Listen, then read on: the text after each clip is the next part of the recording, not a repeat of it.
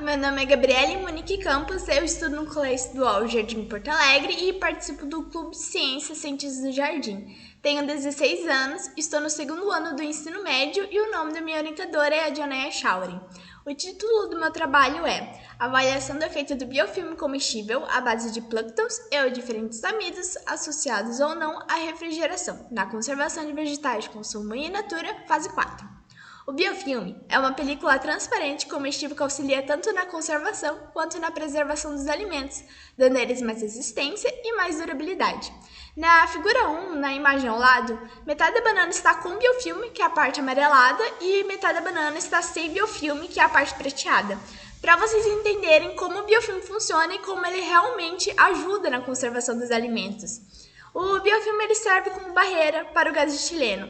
O gás etileno ele é um hormônio vegetal gasoso que pode se dispensar de um alimento para o outro. Ou seja, se você deixar uma banana madura do lado de uma banana verde, o gás etileno da banana madura pode se dispensar para a banana verde, fazendo com que ela amadureça mais rápido. Por isso que geralmente as pencas de banana amadurecem tudo junto.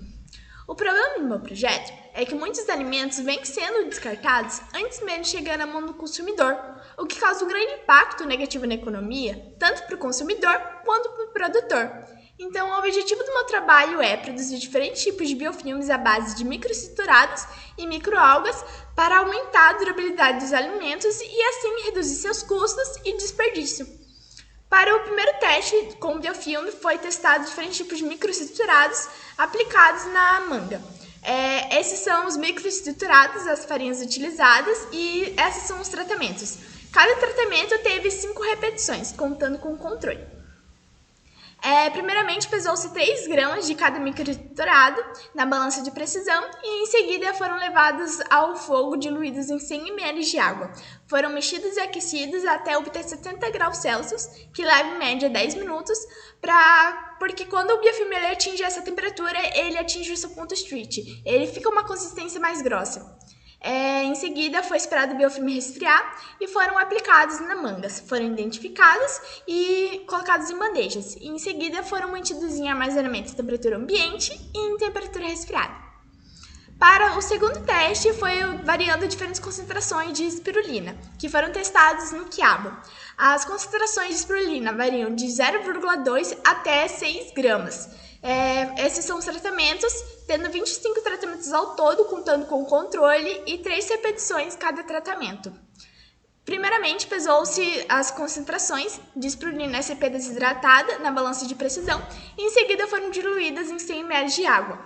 Foram mexidos e aquecidos até obter 70 graus Celsius, que é quando ele obtém consistência mais grossa. Foi esperado o biofilme resfriar e aplicado no quiabo. Foram colocados em bandejas, identificados e mantidos em armazenamento a temperatura ambiente e em temperatura resfriada. Para o terceiro teste, ele ainda encontra acionamento, eu variei as microalgas e as farinhas em diferentes combinações, que foi testado no tomate e na pimenta cambuci. Essas são as variações de espirulina, araruta, polvilho azedo, polvilho doce, tapioca e fécula de mandioca, tendo 22 tratamentos ao todo, contando com controle e 3 repetições cada tratamento. Primeiramente, pesou-se as concentrações de cada tratamento na balança de precisão e, em seguida, foram diluídos em 100 ml de água.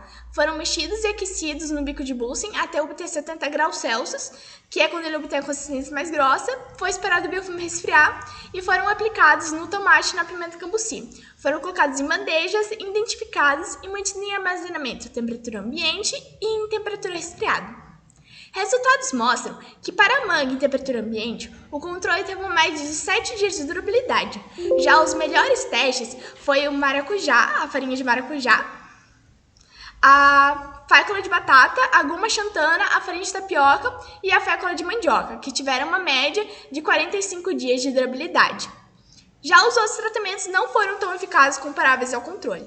E para a manga em temperatura resfriada, o controle teve uma média de 19 dias de durabilidade e os melhores tratamentos também foi farinha de maracujá, a goma xantana, fécula de batata, farinha de tapioca e araruta, que tiveram uma média de 84 dias de durabilidade. Já o controle, apenas 19 dias de durabilidade. Os outros tratamentos não foram tão eficazes. Para os quiabo em temperatura ambiente, as melhores concentrações foi 1,8, 2 e 2,2 gramas de espirulina que foram testados no quiabo, pois eles tiveram uma média de conservação de 54 dias e o controle apenas 16 dias.